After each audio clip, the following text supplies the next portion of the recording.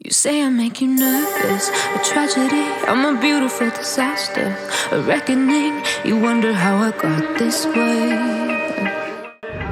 What's up, everybody? Welcome to my channel. I'm Sunshinery. Make sure to subscribe and like this video. And tame, oh, some things never change, never change. Oh. You think I would... What's up, everybody? Welcome back to my channel. So we are here for Chapter 5 of Rachel Goes Rogue, prepping for the premiere. She's really prepping herself for the Season 11 premiere. I also want to address something really quick because I have gotten a couple comments on my last couple videos of Rachel Goes Rogue. People are asking, where is her YouTube channel? There was a YouTube channel called Rachel Goes Rogue TV Pods. We all thought it was her podcast channel here on YouTube, even myself. Though I did have some suspicions, knowing that she had never mentioned YouTube and having that platform, all of that. Well, I noticed the other day it actually changed over to RRB TV Pods, and that all of the videos were gone. Though the videos were only the audio, they were all gone. Someone then asked me in my comment section, so I investigated this further.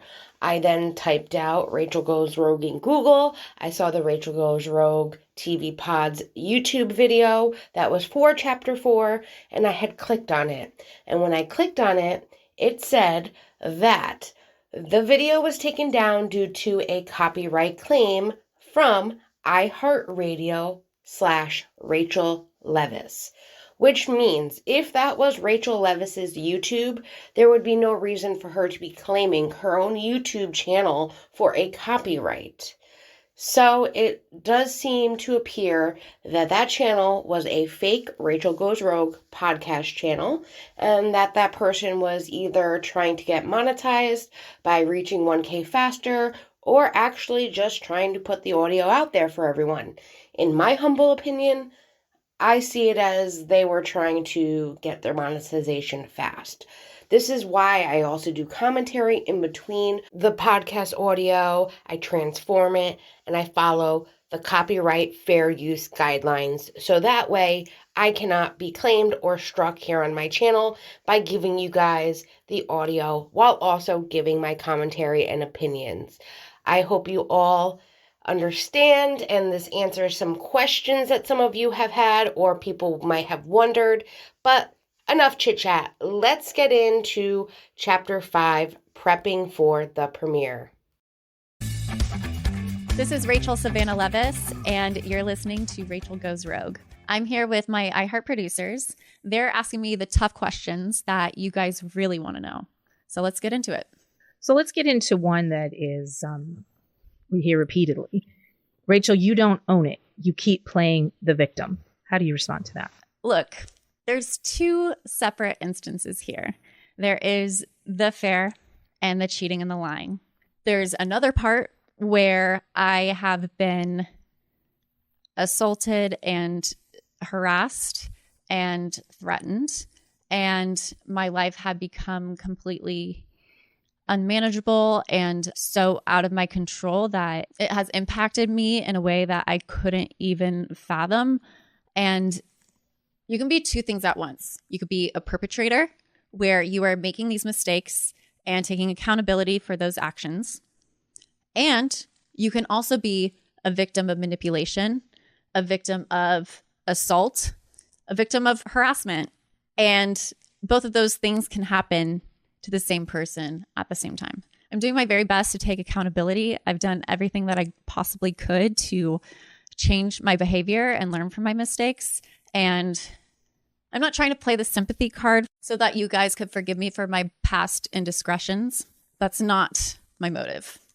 I'm just putting this all out there so you guys could be more educated on the choices that I made and the reasonings behind them, and how this has impacted my life and how I'm moving forward to be a better person and hopefully make change. Firstly, I want to say nobody should be threatening or harassing her. I don't care if you don't like what she did.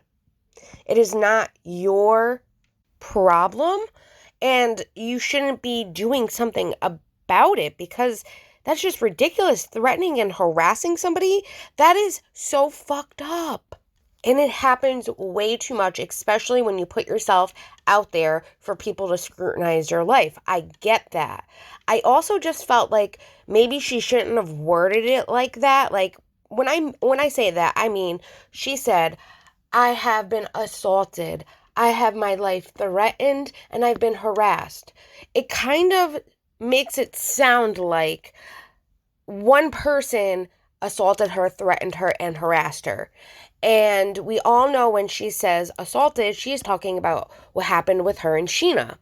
I don't believe for a second, and I don't think this ever happened, that Sheena threatened her or harassed her. And it just makes it seem like one person's doing those things. Do you get what I'm trying to say? And yes, you have changed some of your behaviors. It takes time for some people to actually see that you have taken responsibility and accountability for the affair. It's not an overnight thing. You can't just change your life in a day. It's the same for people that you've hurt. They're going to see the progress over time. And you cannot blame them for not wanting to, say, oh, look at her, she's definitely different. No, it takes time. In my opinion, she has a lot more taking accountability for her actions. And I understand she could be the victim and the perpetrator at the same time. I just think she needs to be held more accountable for what she did and actually accept that she made those actions. She chose that. She knew what she was doing when she did that. And she just hasn't shown that sense of responsibility for those actions. All right, let's just keep going. I can tell this one's going to be a doozy. Did you give Graham to a kill shelter? Can you explain that? I did not give Graham to a kill shelter. I gave Graham over to a breed-specific dog rescue.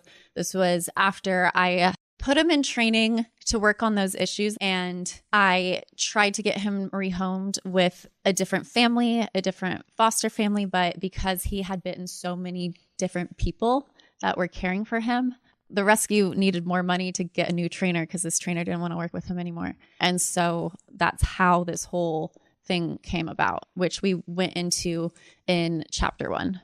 So I'm kind of assuming this is like a continuance of the questions people asked her on IG from the last chapter. I don't understand what people didn't understand about she didn't send Graham to a kill shelter from like chapter 1. But listen, I don't know that for a fact, and we can only trust her word, and I guess we will find out more details as time passes. Let's go to the next question. Can you specify how many people he bit before you took him there? In the process of trying to get rehomed, he attacked another dog. He attacked the foster that he was staying with and the foster's grandchild, and he attacked that foster. Clearly, that wasn't a good fit. He bit my mom. He bit the trainer who was working with him. He bit the new owner and the owner's husband or wife. I don't know the specific people, but I know that 2 people were bit, and that's why he was returned. And, I don't want this to sound like, oh, of course he was going to be hours away of being euthanized. Well, first of all, that's not true. And second of all, I had no intention of putting Graham down. Like, if anything, I wanted him to live. I just didn't want him to be with James. And the Golden Doodle rescue that Graham was under the care of promised to keep it confidential, but they broke that confidentiality when they reached out to Vanderpump Dogs for a donation, and they could have reached out to us for a donation. We just weren't aware of the circumstances. We weren't getting updates on him or anything. They even said that it would take 4 months to get him rehabilitated before rehoming him. And so we just didn't even think that they were going to rehome him so quickly. But they could have reached out to us for money, and we would have happily given them money to keep working with Graham. I kind of feel like we're rehashing this over again, and there's really no need to rehash this. I do know she gave a little bit more details with this, saying like just how many times Graham was biting people. Again, we have to take her word for this. It's not something that I have seen or read about how many times he actually bit all these different people in different places. To me, though, it just seems like the dog is having anxiety and he's scared. He doesn't know what's happening or where he's going. And maybe that is a side effect. I mean, when you are rehoming the dog to different people, the dog is going to feel like, oh my God, I'm not with my owner. I'm scared. Where am I? Who are these people? And he might be a little more, anxiety ridden and might feel like he has to attack. I mean, I can only imagine. It's like if you were to be rehomed and you had no idea where you were. I mean, you're going to feel scared. And I know that's what that dog is feeling. And I've already given my opinion about this whole confidentiality thing. Once you give the dog up to be rehomed, they really don't have to tell you who the dog is going to. I also don't know the charities like rules and regulations and what they actually tell people, but usually how it goes is if you are giving your dog up to be rehomed, that they don't have to tell you who the dog is going to. And yeah, they probably could have hit her up for donations. How do we know it wasn't like, I mean, I don't know. I was thinking like they microchipped the dog, like she said in chapter 1. They realized it came from Vanderpump Rules, the Vanderpump dog, and they called the business, and the business owner is Lisa, and she talked to them, made the donation, all of that, and got the dog. I mean, there are unanswered questions here, and I don't think she has all the answers, and I think she's just assuming, and like I said, we'll just have to take her word for some of the things that she's saying and just keep going. Let's listen to the next part of this. So Sheena has said that she put you up in her apartment for free and took care of you when you didn't have anywhere to go. Can you shed some light on that? Sheena did not put me up at her apartment for free. I subletted her apartment. She wanted to keep her LA apartment while she was living in her house in San Diego with her family, with Brock and her baby. And this was also during the pandemic. So she had this COVID rate on her apartment and she wanted to keep it. But she didn't want to be paying such a large sum of money each month when she wasn't even using it. So she knew that I was in a place where I was looking for somewhere to live, and she offered for me to stay at her place at a discounted rent rate. And so I paid my low rent every month plus utilities. And I also cat sat for her cat who had, it was a procedure where they had to pump her cat with mercury. And because the baby couldn't be exposed to the mercury, she needed someone to look after this cat. So I was like, I'll look after her. Like, it's not a problem. So it worked out pretty well for both of us. But of course, now she's saying that I live there rent-free. But it seems to be that I live rent-free in Sheena's mind. Oh, well, Rachel can be a little petty right there. Seems like I'm living rent-free in her mind. I mean, listen, there are going to be two sides to every story. Somewhere in the middle is the truth. Do I think that she lived rent-free? No, I don't. I do believe she gave some money to Sheena, whether it was all of it or some of it or at a discounted rate. Was she a good friend to take care of the cat while all of that was happening? Yes, she was. I mean, we don't know the other things that happened while she was living there. And I think both of them are just really hurt by the situation. And they're both being a little petty. They are. And I mean, for all we know, Sheena could be telling the truth or Rachel could be telling the truth. I mean, I do believe there are two sides to this story, and it could waver on one side more than the other. But what do you guys think? Let me know down below. I still feel like we're rehashing questions we've already been answered.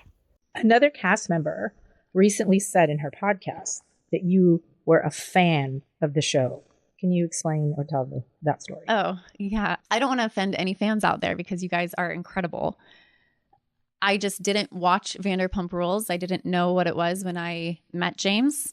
And then I started looking into it because my friends told me and he told me about it. And I did some research. I didn't watch all the episodes, but I wasn't a big reality TV viewer. I started watching the Kardashians with James because James liked the fact that Kanye was on.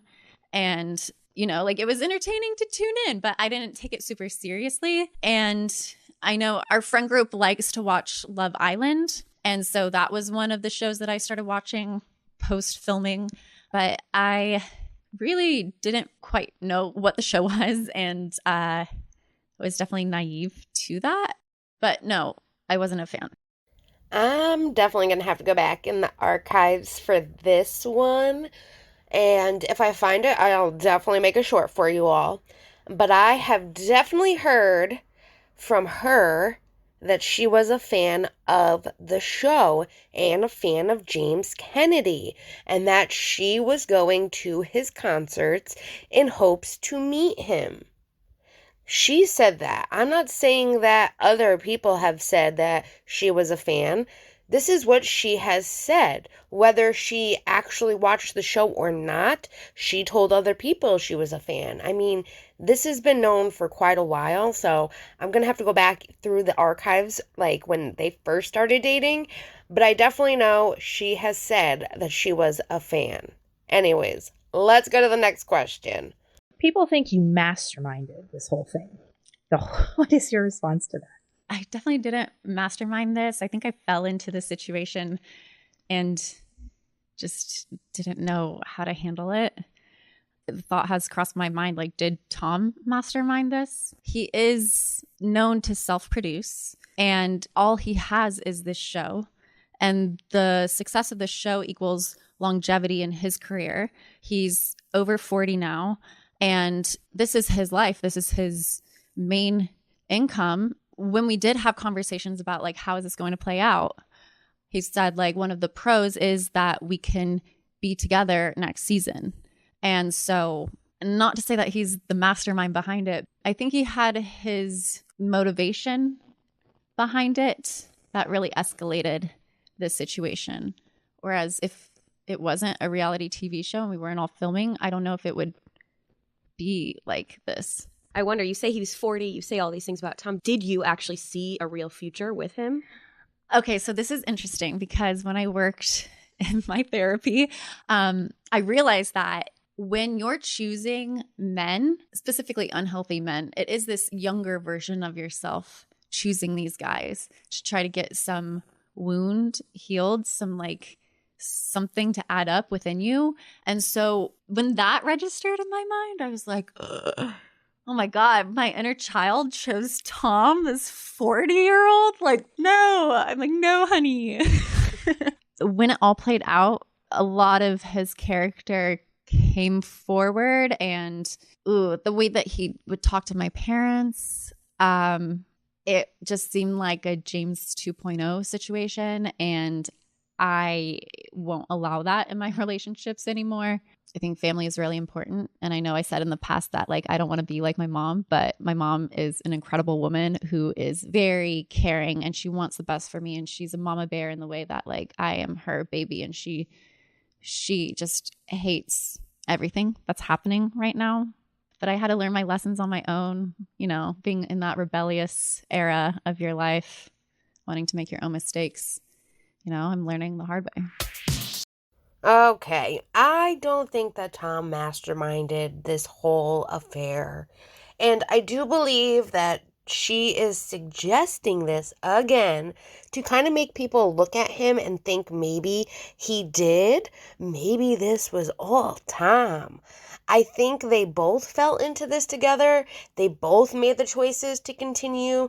And of course, if you are talking with somebody and talking about what do we do? What does the future hold? What does the future hold in store for us? Things like the benefit is we can be together next season. Just like when people plan their future with others that aren't on a show. I do think, though, that they both were in the sense planning and being sneaky in how they were going to go out and how is this going to go. And well, of course, they were worried about what people would say. They were hiding an affair and trying to figure out how they were going to go about this all, since they are in the public eye and people are watching their lives. I also think that she meant to say when she was choosing men that something that she hadn't dealt with was traumatic or unhealthy when she was a child that she wasn't aware of and was causing her to look for that sense of reassurance and affection. And I don't think age mattered, like him being 40, because she was just engrossed in how he was treating her and made her feel, and she wanted to explore more with him. I think her making fun of him being 40 is, her way of reassuring herself, he wasn't good enough for me anyways. I mean, listen, he has accomplished a lot and has done a lot and will continue to expand that. If we look at her, we could say the same thing. Like, okay, what does she have to offer at almost 30 years old? What has she done so far? She went to school, graduated, but she worked at a bar and hasn't done anything with her degree or doesn't have anything really to show for. I mean, that's how it could work. Like, Tom at least has 5% of ownership at TomTom. He has ownership of Schwartz and Sandy's. He owns a home currently that he was able to get with his partner at the time. And I just think she's trying to kind of, downgrade him because she doesn't want him. And it would be the same if he did that to her. Also, this is why, too, you get to know the person as well before jumping headfirst. And preferably, both of the people are single when they get to know each other. I think a lot that was lost because he was with Ariana. And it was like they both were living in this fantasy they created that could never be. Oh, and there is one other thing that I noticed that I don't know if you guys have noticed, but she had that therapist on to discuss her nervous tic with the laugh and the smiling during hard situations. The therapist gave her some tips on how to approach things and how to work on it, and so far, she hasn't done really any of those tips that the therapist gave her. It's something I've noticed and just wanted to discuss with you all. What do you all think about that? Let me know down below. It is just something I noticed, though. So we saw you have an anxiety breakdown on air after discussing the James situation, right? Oh, yeah. Mm-hmm. What do people not know or understand about that? They know and understand that I was really hungover the next day and I had anxiety. I think that conversation that I had with the girls in the car was more of a vulnerable type of conversation that you would normally have with close, trusted friends. And I knew in the back of my mind that these are not safe people for you to bear it all to. And as I was telling them the story of me planning to break up with James and how I had intentions of like leaving the ring box on the counter when he got back from Europe and that all of my stuff was going to be gone, and how I felt like that would be the safest way for me to break up with him. I didn't go into the details of why we were breaking up and why I couldn't be with him anymore. And only a few people know that story. And it was also at a time where like I didn't want to tell the world because I didn't want to ruin his life. I think that's what really brought on that panic attack. Because I wanted to say these things. There was more to that story and I was holding myself back and overthinking everything and knowing that this isn't a safe place. That anxiety built up so much so that like I couldn't breathe. I felt faint. I couldn't see and I just started hyperventilating. It was a GoPro car scene, so they captured all of that. I was able to take a break right after that because we pulled into this restaurant stop. Which just reinforced that these are not safe people. You shouldn't be with these people right now because they were like eating on their own. And I didn't feel like a welcoming vibe. Like it felt like, oh gosh, she's still here, like kind of attitude. And as we got to Tahoe and Charlie met up with us and we were supposed to stay there for a few days with the group, you know, I was ready to put what was said behind us. And the girls were talking about it, filling Charlie in and kind of mocking me and, you know, poking at me. And one of the producers pulled me aside and said, like, hey, you're letting these girls pick on you right now. I think you should really speak up for yourself. And I'm like, I'm so tired right now. Like, I can't do it. And he was like, well, you know, it's just hypocritical of Lala to be saying that she doesn't trust you around her man because like she cheated with James. If anyone can't trust anybody around their man, it would be her. Right. And I was like, yeah, that's a good point. And so, you know, I was trying to take this direction and say my piece to stand up for myself. And I think looking back, I'm like, oh God, like I could barely even get the words out because I was so brain dead from the night before, so physically exhausted from not having enough sleep and just feeling this pressure that I need to, you know, like I need to live up to this part of me that's not allowing people to bully me anymore and not allowing their opinion of me to influence my opinion of myself and like really standing up for myself. But it wasn't done in a way that was empowering to me. It was prompted by an outside force and not something I would normally say in that instance, even though it was a good point for sure. Charlie felt uncomfortable staying there. She said, I really, really want to go back to LA. And I was like, dude, I don't blame you. I want to go back there too. This isn't fun. And so we stayed up talking all night about it. And she's like, how do we get home? Like, how do we get out of here? And it's like, we should just like tell producers we're leaving. We're not staying. Like, this isn't a good environment and we're going. And so the producers were like, no, you said that you were going to stay. And Charlie's like, I drove all the way out here in my leased car and I just got here and I want to leave. And that's how bad I want to leave. And eventually Charlie was like, look, they're not going to listen to me. Like, you have to convince them. It's on you. Like, Raquel, please do this for me. And so they said, fine, you can leave only if you tell the girls that you're going to go meet up with the guys at guys night. And I'm like, okay. And then they said, and tell Lala that you think that she's just jealous of you because you were the one that's got with Oliver, not her, and that he chose you. And I was like, okay, but then you promise we can leave. Yes, then you can go. So I was like, fine, anything to leave. If I was in that instance without production there, I would just say like, hey, you know, thanks for inviting me here. I feel really uncomfortable. I'm still feeling tired and hungover from that night in Vegas. And Charlie and I just don't feel comfortable. We want to go home, but thanks for inviting us. It was fun while it lasted, and then left. But instead, of course, it had to be something more dramatic than that. So of course, they also, like, after that whole ride back from Tahoe to LA, they're like, you have to film immediately. You can't go home and sleep. You have to go to this guy's night. I'm like, okay, I'll go to the guy's night. And like, what's the worst that can happen?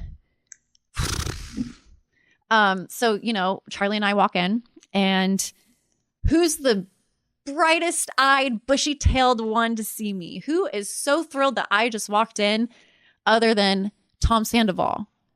And it's such BS too, because I heard somebody say like, oh yeah, Tom definitely knew. Producers definitely told Tom that Charlie and Raquel were about to walk in. Like, he was ready for that scene.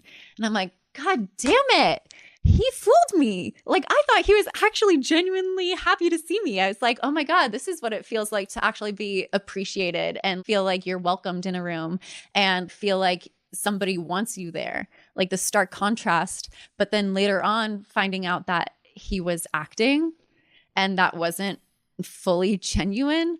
But, you know, we had a conversation that I remember that night. People were asking me like, oh, where are we going after this? And I said, oh, I'm going wherever Tom Sandoval goes. And they had that on my mic pack. Like, they have that audio. And I didn't say it as a way to be like, oh, I'm going wherever Tom Sandoval goes. Like, I'm going to like intervene. I'm going to put myself in the middle of this. No, like, I was feeling like this person actually cares about me. And he's like down to hear my side of the story. And we went to Saddle Ranch across the street with our friends.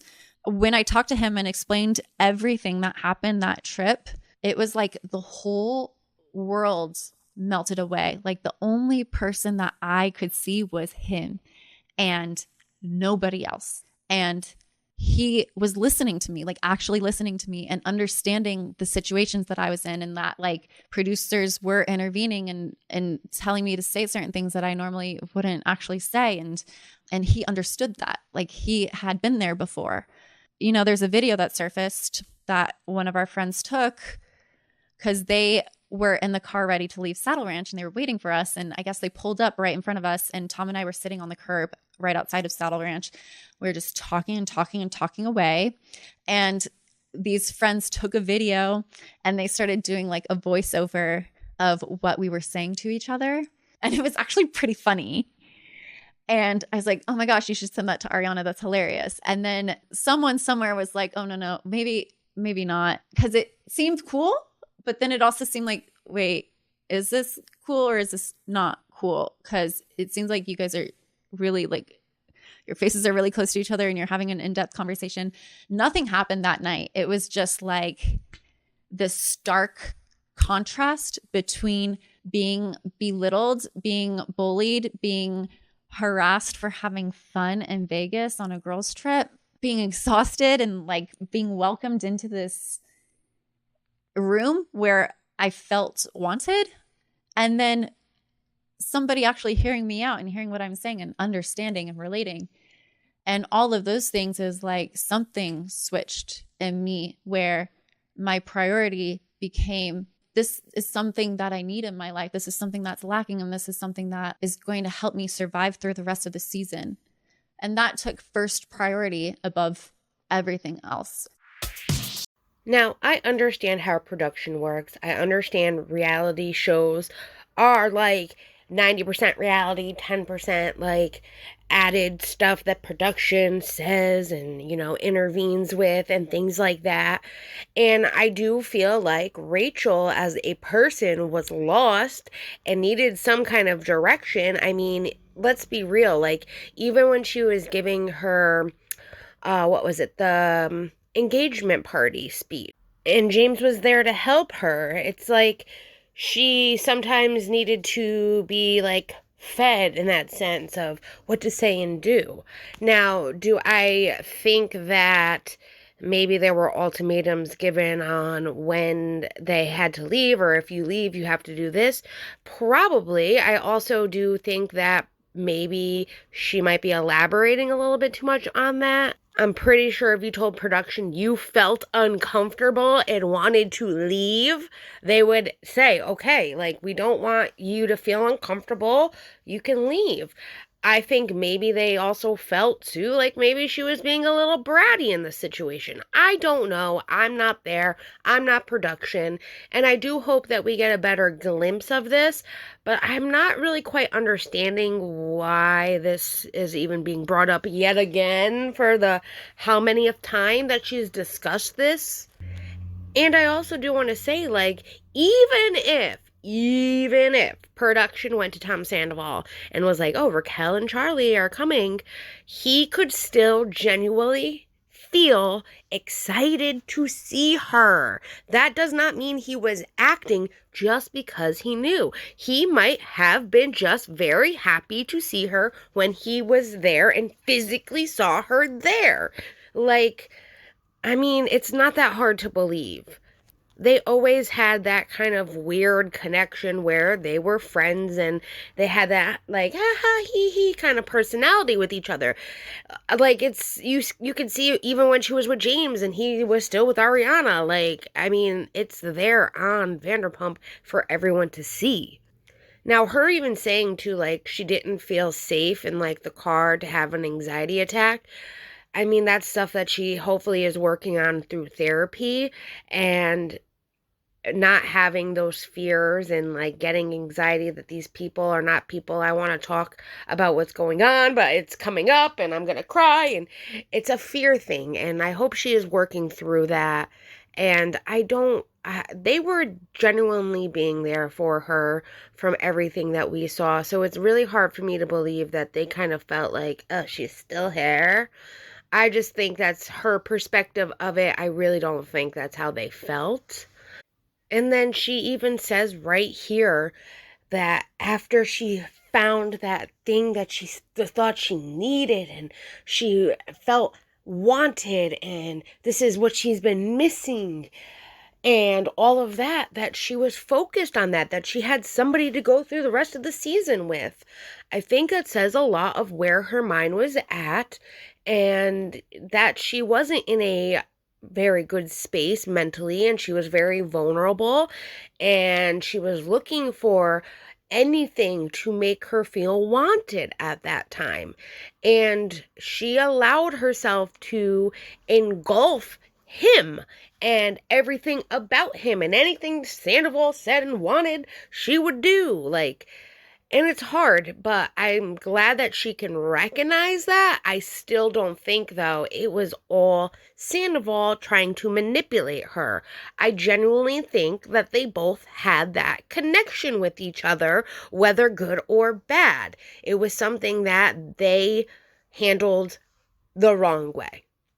Anyways, this was the next commercial break. Let's go on to the rest of this podcast. When it was announced that you went into a treatment facility, people said that your 3-month inpatient treatment was a PR stunt, or that you really weren't in a treatment center, but you were at the spa. Tell us about that and how that made you feel. Well, first of all, my privacy was violated when somebody in the trauma therapy center, we were in the same group together. I came in that week and she was leaving that week. And I think she accidentally texted a friend saying, oh, you wouldn't believe who was in the meadows with me. Raquel from Vanderpump Rules. And that got screenshotted and sent out to the press, to the media, somewhere. It got somewhere. And then stories started circulating. Oh, no, she's not at a mental health facility. She's not at a treatment center. She's at a spa. And, oh, yeah, she's at this place called Miraval in Arizona. So people were like, Raquel's at Miraval with Tom Sandoval. Of course, like, she's not at a trauma therapy center. She's not doing that. No, she's at a spa. And we know for a fact this is the update. And there were updates. Oh my God, the updates. Every single hour of every single day, it seemed like there was a new update. But yeah, that update at the time was people knew for a fact that I was at a spa and not a treatment facility. And I think other cast members were saying that I was, and NBC, Bravo, and Evolution, the production company that produces Vanderpump Rules, all knew that I was actually at the Meadows, and there was paperwork to prove it. They did nothing to prevent that rumor of me being at a spa from flourishing. In fact, they actually perpetuated it by bringing it on to Andy Cohen's Watch What Happens Live. Andy said I must have been highly medicated at the reunion because I had no emotion. And so I guess Andy Cohen was prompting his guests, asking them, do you think Raquel is actually at a mental health facility, or is she actually at a spa? And just further perpetuate that rumor that I was at a spa, even though they knew actually for a fact that I was not. And all of the commentators who said that they knew for a fact that I was at a spa have never come forward and admitted that they were wrong. And I have not received a single apology from any of them. And they're continuing to post and talk about all things Vanderpump, including this podcast, even though I know some of them don't even listen to the podcast. They're just listening to the recaps of the people doing recaps of the podcast, which is not all the information. Like, there is some juicy stuff in here. You know, like, there's stuff that I'm revealing that people higher up don't want you to know. So do your due diligence and listen to the whole podcast. Listen, as a public figure, I don't think it was violating her privacy more than it was a slip up, like she said. There was a girl there that recognized her from the show. She texted a friend and then it got out. Those things happen, especially when you're in the public eye. She made it seem like it was like violating her privacy and oh my God. I mean, yeah, there were a lot of theories. There were a lot of theories going around. There were what they call these blinds going out too, that majority of them weren't true, but that's what happens. This is what happens when you're in the public eye. People make assumptions, people make theories, people question things. And do I think she went to a spa first? From what I heard, she went to like a little facility first and then went to the Meadows. I don't know if that little facility first was kind of like a spa like or like more of like a meditation, clearing your mind kind of a thing. But she did go to a facility, she did get help, she did get treatment, and that's what matters. And I think people need to just shut all that spa theory down. And also, it's Andy Cohen's job to kind of say what he's hearing and see what people think. It doesn't necessarily mean things are true. He needs to be putting that, well, this is what's been out there. What do we think? That is his job, his position. That's what, we do over here as well. As a lot of people do that are in the media and on YouTube, on TV shows, that do talk shows and things like that. They see something, they hear something, they talk about it, they discuss it. I don't think necessarily he was right for saying that she was heavily medicated at the reunion. That was something I believe he did assume. But she was very closed off, very quiet, and I think she in turns was scared. She had anxiety. She was taking it all in, and she did not know what to say or do. This was the first time she had seen any of them since the news broke. It definitely was probably scary for her. I'm not going to lie. It probably was. But that is the end of this podcast. I did see that she released chapter 6. I am working on that now as I put this out for you guys. So that will be out very, very soon. So make sure you are subscribed to my channel and then you go back to hit notifications all so you can get notified every time I post a video or go live. All right, everybody, you know what to do. Leave me a comment. Let me know what you think about this. And was this really prepping for the premiere? Or was this her just kind of rehashing things she's already hashed? Let me know. I hope you all have a great day, and I will talk to you again soon. Bye, everyone. The gritty on your arm once you cover up my bruises and battle scars, but it always ends the same. Can't bear the things I've had to face. Got you crying on your knees in pain. Oh, some things never change.